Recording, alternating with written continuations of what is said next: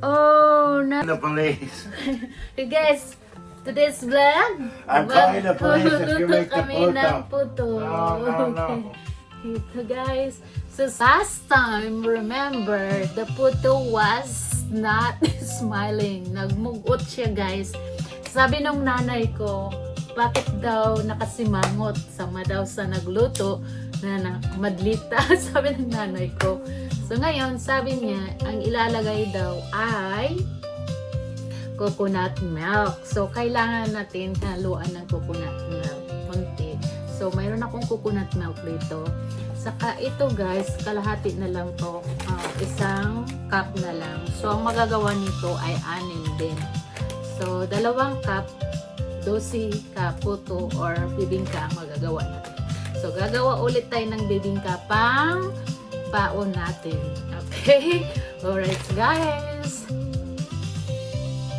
So guys, ang ilalagay ko ay brown sugar. Ayan na naging putol yung ulo natin dyan sa video. So brown sugar ang ilalagay ko kasi nga mas masarap ata yung brown sugar. Kasi yung nagluluto yung nanay ko sa amin, yung kinabuhay namin. Ito yung ano niya, source of income.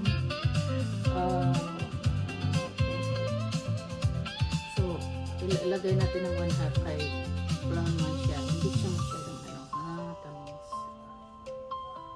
Ano muna tayo sa ating mga ingredients. So 1/2 na yan. Brown sugar mas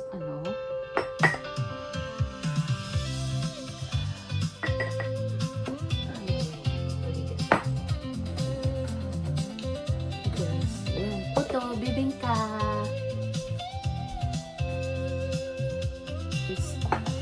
Maliit yung ano natin yung stand ko guys.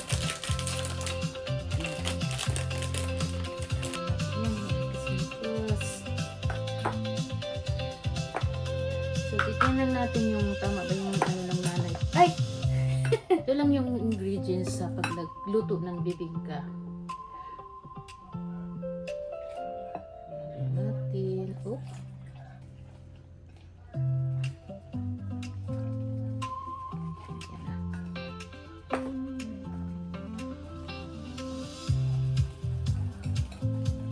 Magdagdag tayo ng tubig lang atong ilagay guys. Yung 1 cup lang kung hindi siya.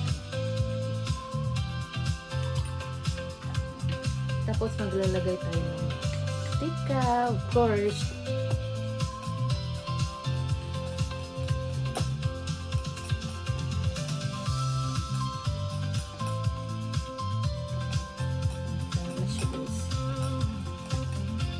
Mayroon pa siyang buo pa siya.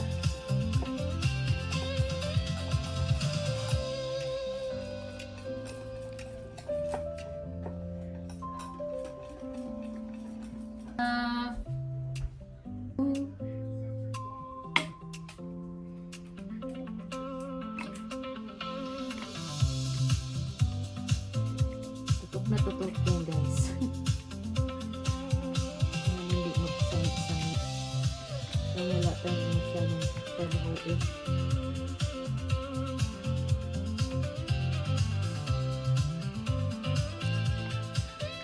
6 lang talaga ito guys. So hindi, sino bang hindi yung ayaw magngiti nag-iipit sila dito kaya pinakasya ko na yung sige lagay tayo ng kunting yung cheese sa gitna.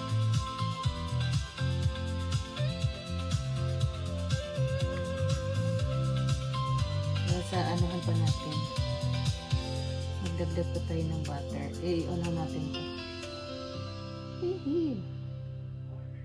para baging balance. Yeah.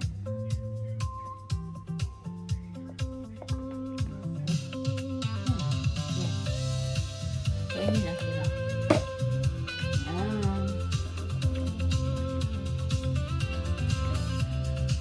Hindi na naman ito magano. Kasi mangot na naman ito.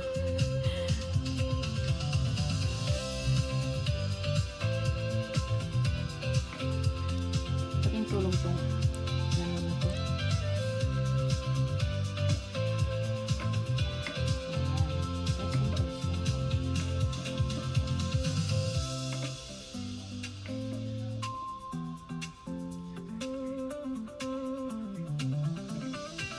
Guys, tapos ilagay na natin kasi init na init na, init na init na. Ano, kumulo na yung ano. Diba? Diba walang ano? Walang... Guys, natin. Susuong na natin ito dito.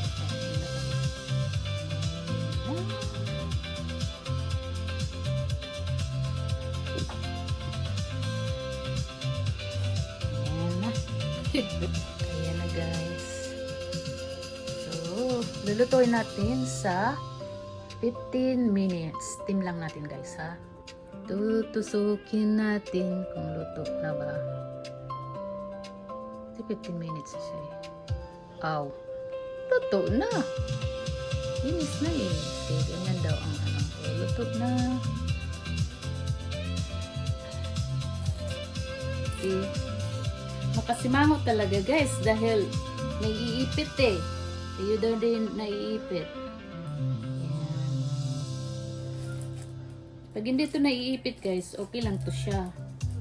Kaso naiipit eh. Andito na yung bibingka natin. Dapat ano lang, 5.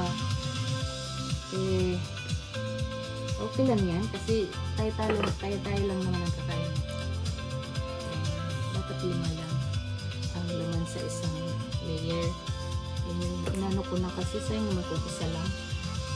Layer mo pa. So, tanggalin natin yung ano. Tanggalin natin yung foil. Kasi meron pa yung ano to. Para pag iinitin, wala na yung tinfoil. Kasi puputok ito eh. Pag may tinfoil pag iinitin. Kasi, ayan. Yung asawa ko, isa lang kakainin yan. Alam ko yan. Kasi, pang ano ko daw, pang baon. Okay na to guys sa akin. Pag minsan, wala nga baon eh. Yung trabaho ko. Tulid lang yan. 8 hours, kaya kong walang kain. Mayroon namang tubig eh. Pagdating sa bahay, saka nakakain.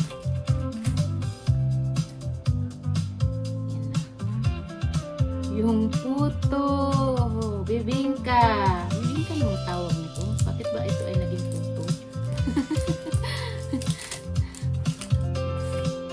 Ito yung kinabubuhay namin dati. Ito. Ito.